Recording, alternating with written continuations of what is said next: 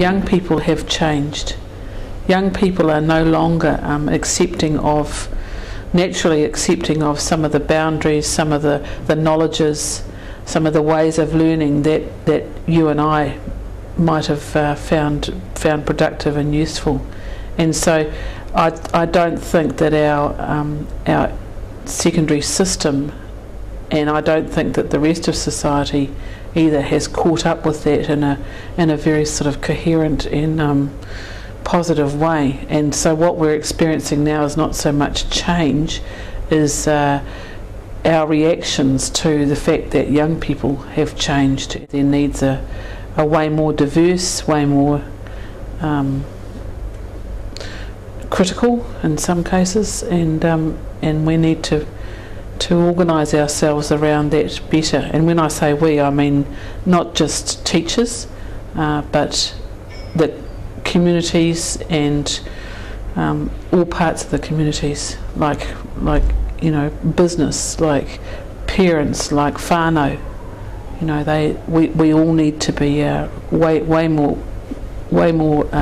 open and respectful in the way we work around our young people. My involvement with Secondary Futures Project was as representing secondary teachers through the leadership of PPTA. I'm back in a school now, but I'm back in a school that's in my school, which the Secondary Futures Project has been involved in terms of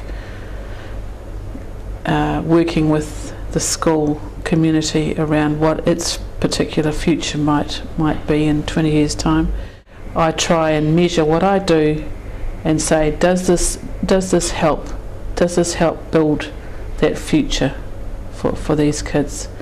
And some days it feels like it does, and some days it feels like it doesn't. But my impulse is always to have that kind of conversation.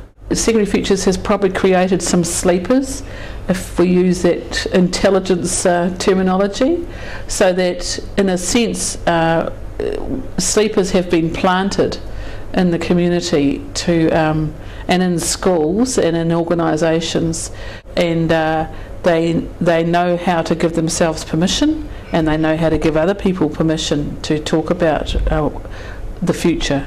And so I think that when the Secondary Futures Project winds up, I think that those people who've worked with the project and benefited from the project and already are applying their learning inside their own organisations, I think that needs to continue. The Secondary Futures Project legacy, I think, will be the fact that it has shown all parts of our community that there can be a space created to have conversations safely and positively and hopefully around what they want for their young people in the future in terms of an education system.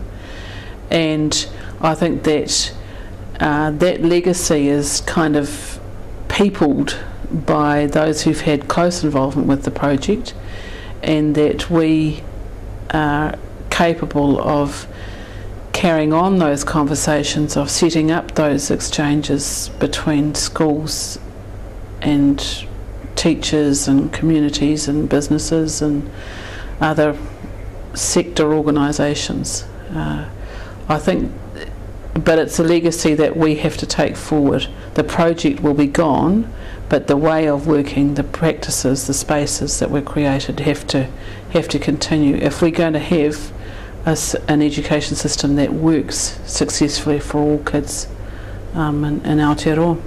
My name is Te Whaiti. My involvement with Secondary Futures has been through the leadership of PPTA. I'm now back with my school.